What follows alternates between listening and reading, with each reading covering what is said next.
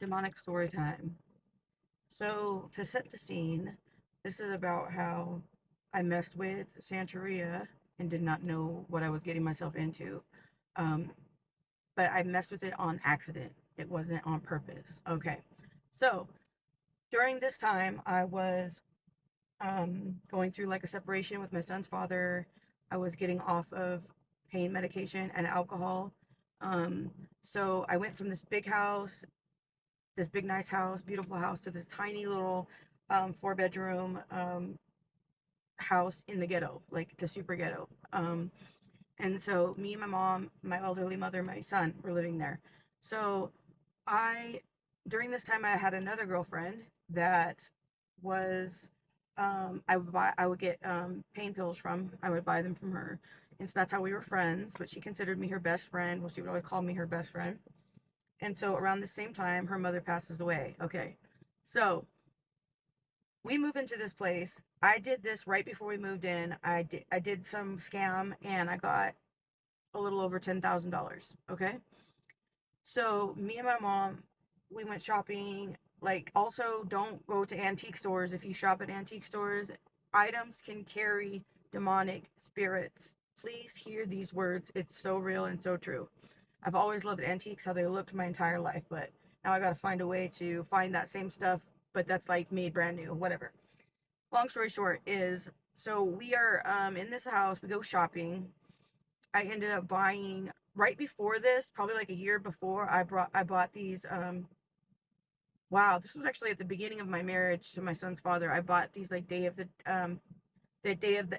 statues that were like tall, like a man and a woman skeleton.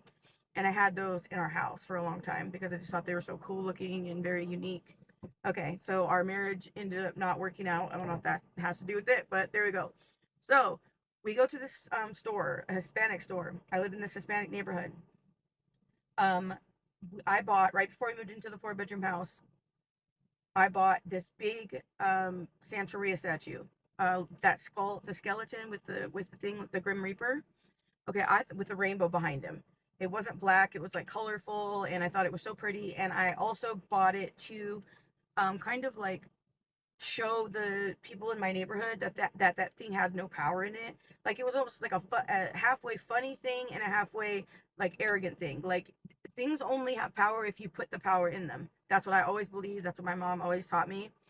So, um, I got it for that reason, and I also got it for a reason to like make. I just wanted to scare like the neighborhood because I thought it was really funny. To like I felt like, I guess, like a rebel. I was being rebellious against the spirits or against the Catholics and stuff that are so afraid of these things.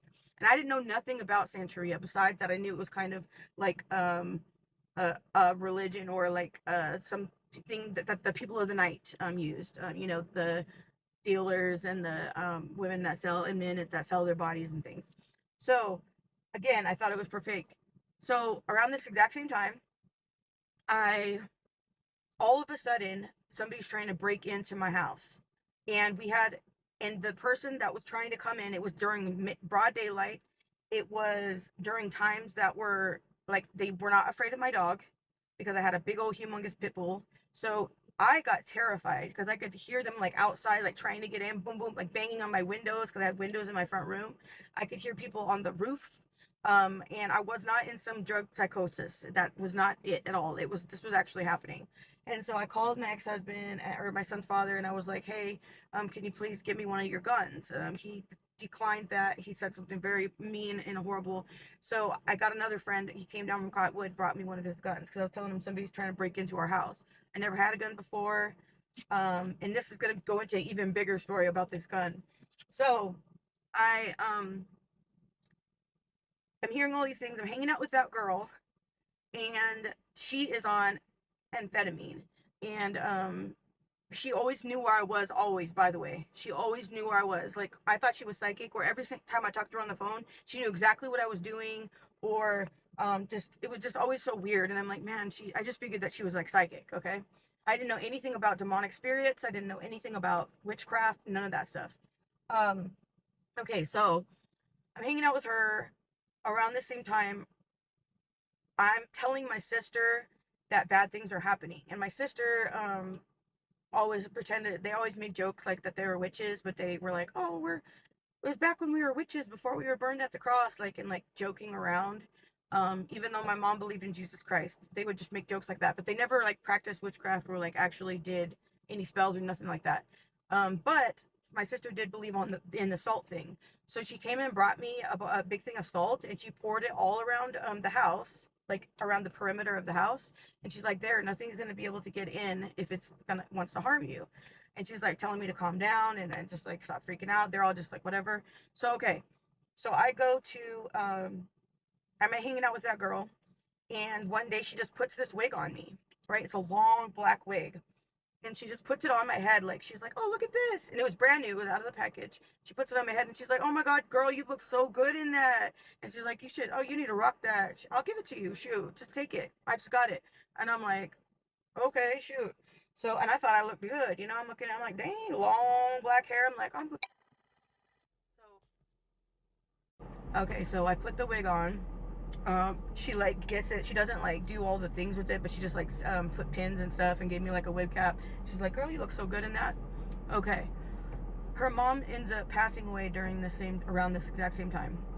So her mom got hit by a car walking over to the liquor store. So she considered me her best friend, so I was around her during this time and just trying to console her in all this. So I like a couple days later, I don't remember, it was within a week of her mom's passing, she's freaking out about the wig, and she's like, you need to give me that wig back. I need that wig, girl. I didn't tell you could have it. Those are expensive. And she's like freaking out about it. And I'm like, I'll bring you money. And I'm like, you can I'll give you $60 for it or whatever. And she's like, no, I need that wig. So it was like a big old argument. It was like days that I was trying to not give it back to her. And mind you, this lady randomly moved right down the street from me when I moved. It was so weird because I would never let her know where I lived, but randomly she moved right down the street during this time. Okay. Right when we moved in, there she goes right down the street. So, and I had this old 1966 Ford Falcon, this car that I had that was very standoutish. Okay, so when her mom passes away, she is begging me for this wig back, and I'm like, something is up with her. Like, what is she doing? Like, I didn't get it, and I also had such an innocent like mind, or I guess naive, and I didn't think that she was trying to do anything bad with it. So I told her like, hey, my niece has it. I don't even have it anymore. She's like, you need to get it back from her. She's like, I need that, it's expensive and all this. So like what I did was I was like, finally, after her nagging forever, I like cut it all up so it couldn't be worn again. Like I cut like pieces and chunks out of it, and I'm like, here, like, I don't know why you want it back, but this is what it looks like. Not even thinking about the hair follicle thing, about her wanting my hair. Okay. So she gets the wig back, and then she's like, she's got to do her mom's makeup and for the funeral, and then she's talking about how she's gonna use that wig for her mother to put on her body during the funeral. And I'm like, no, and telling her, what the heck are you thinking? So I don't remember if she ended up putting it on her or not. I don't remember that part. I just know that I remember her talking about that, and I thought it was so weird, but she said that she didn't have any other ones, and this is the prettiest, and she was a makeup artist. So, okay, we go to the funeral. Me and my son went to the funeral. Her mom in the casket. My son did look at it, and he said that, I don't know why I let him. He went with all of her kids, because she had a bunch of kids that my son would play with. He went with the kids, and he said that it was this creepiest feeling he got when he looked at her in that casket. I don't know why. I should never, so horrible that I let him go look at that, but you know, now I've found the Lord and I've changed in a lot of ways. Praise God. Okay, so you're gonna have to stay tuned for part 2, but I'm just gonna make one more part. Okay, part 2 of how I was demonically attacked by the Santa spirit. And I had no idea. I think I might have said Santeria in the other video, but I'm talking about the Saint of, okay, that a lot of people, and I knew nothing about this before I bought the statue. I did it because I thought it was funny. I bought this statue of the Grim Reaper there, and I put it on top of my on my porch. And I also had a big white owl as well. Okay, not knowing the significance of that, we go to the funeral of my friend's mother, during this time, right when I get out, like around that same time, I mean, not when I get out, but right around that same time, I go to detox to get off of the alcohol and pain pills. Never been to detox or rehab or anything before this. I was on them for like maybe 5 years, 4 or 5 years before this. Pretty heavy. So I go to this detox right when I get out. Like within a week, I'm on Plenty of Fish, and I meet this man. Okay, I meet this man, and he's super handsome. And I go to meet him, go on a date with him, and my actual steering wheel caught on fire. Okay, I had this old 1966 Ford Falcon, and the steering wheel had like an electrical fire while I was driving there. And so I turned around. Luckily, I was right close to my house. Pulled over, and I had my girlfriend take me to the date. That was a sign. Obviously, I didn't pay attention to any of the red flags. Okay, so we're dating for like a month, let's say, and I let him come over, or he comes to come over to my house, and I had to pull this gate back. Like there was this gate that I had to like pull back, so we pull it back, and he goes, and mind you, my son was in the front yard. This is my first time my son was meeting him as well. A month is way too soon. I know that. I did not believe in God or any of this back then. I was going through a really rough time in my life, and I'm very not ashamed, but I'm repentant for a lot of the stuff that I've done. All of it, actually. Okay, so I go to the, okay, so he goes to come into my yard, and he freaking goes to step over the salt that my sister put out, and his leg goes over, and he actually pulled his leg back over. My son seen it. I think my son was like around 6 or 7 during this time. So my son sees that too, and we both looked at each other like, what was that? So, and my son was always very smart and older than his age. Okay, so me not caring, because I already felt like I loved this man so much. I'm like, come on, you silly goose. Like, he didn't see the salt. It was a spirit. The spirit would not let him cross over. It was not like he saw salt and he looked down. He actually did look down, but that's not what he could not move and go over there. So I pulled him into the freaking yard, and I'm like, come on, you silly, come with me. And so he comes into the house, and he was really weird the way he was staring at everything. Like, he was looking at all the pictures and just like intently staring and walking around almost as if he owned the place. And then also, the feeling that I got right away was that he was like casing out my house, like to rob it, is what the feeling that I got. And I'm like, well, if he's a robber, then it is what it is. Like, I always felt like any kind of situation I was going to be in, they would get the bad end of the stick. Like, I was always going to be able to get out of it. So those are his intentions, and that's what it is, what it was. I would be fine no matter what. Okay, so another time he comes and sits we're sitting on the couch. Pretty much he's moved in by this time. Okay, he's already spending the night there every single night, and he's like, why don't you ever look at my tattoos? And I'm like, oh, I don't know. I don't know. Okay, so jump to the time right before this. When I was a little kid, I saw my mother was we were sleeping in this little tiny apartment with like no electricity, and I saw, I opened my eyes, and we were on a mat on the floor, and I opened my eyes and I looked up, and there was this scary devil looking creature over me. I don't know if you've ever seen the movie Legend, okay, but that's what I saw above my staring over me. And that movie had not come out yet, okay, so it wasn't my imagination picturing this thing.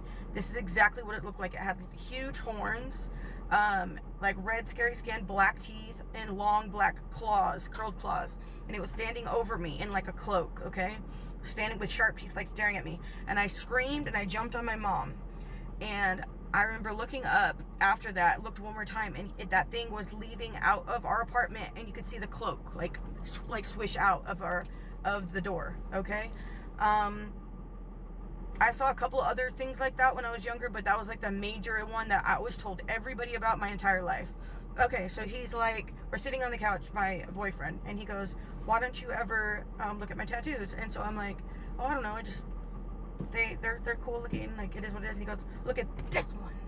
but like the way he said it and the way his hand moved and the way he like, it was so weird and creepy. He was like, look at this one. Like he like moved his hand and like he pointed straight to this one on his neck.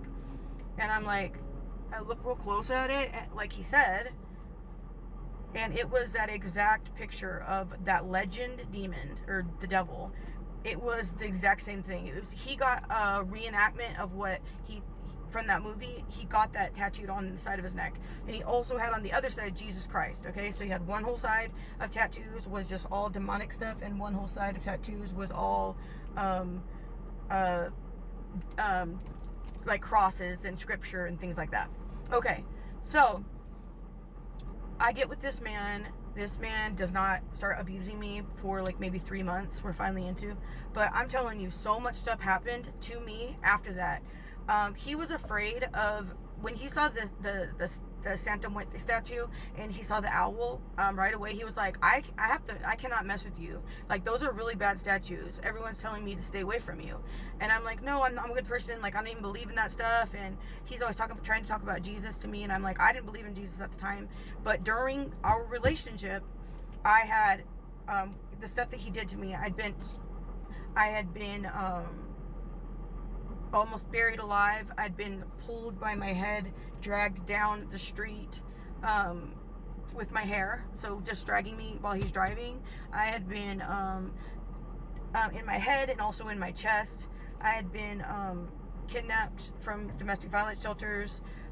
Okay, so a lot of stuff happened. This man tried to unalive me over and over again, but I was always able to survive. I actually had a near experience where I was, and that is when I met the Lord. During all of this time, my friend gave me this little mini Bible that had the Psalms and Proverbs, and she's like, you should read this, because I was telling her all the crazy stuff that was going on. She was like laughing at me. She didn't believe in God, but she gave me that little mini Bible, and what I did, instead of reading it, I would keep the drugs in there. I ended up starting to do them again, but very little. Like, I would do like 1 or 2 pills a week, and compared to 50 or more than that a day. So I barely ever did it, and he hated it, so that's a lot of reasons why we fought, and that makes sense. But you don't ever put your partner down, so just know that I'm not condoning violence at all. Okay, so, and mind you, the apartment or the house that we moved into from that house, we moved into this property that was like a little shack, and it had a big old yard, and that was the place when I was a child that my friend and her brother, older, 4 years and more older than me, did me. Okay, so, and that's when I got sleep paralysis, night terrors, all these things came to me. So we were at that exact property right after this, and that man would always say, something here is trying to get me to unalive you. I don't know what it is, but it's something here in this house. Okay, so my tale is very extreme. Listen, if you do not believe in these spiritual things, they are real. I thought it was funny to mess around, even though I wasn't practicing this religion or doing actual feeding it or praying to it or none of that. I still brought it to my house just by bringing the sign. You don't mess with certain things. You need Jesus Christ is the one true living God. He went on the cross, passed away, and rose on the 3rd day. He is alive forever, and for now and for eternity. He's the same as he was yesterday and forever. His spirit is alive and dwelling, and he's about to return any day. So just know that, and get away from these things. These things, I have so many more crazy stories that I can go into, but this is just one. I didn't know what I was doing and what I was getting myself into, and I got myself into some extremely abusive situations, being naive, and not paying attention to what other people have said. In the book of Hosea says, my people perish for lack of knowledge. That's in the Holy Bible. Seek Jesus Christ now while he still may be found. Call upon him while he's still near. I love you guys all. Have a beautiful, blessed day. In Jesus' name, amen.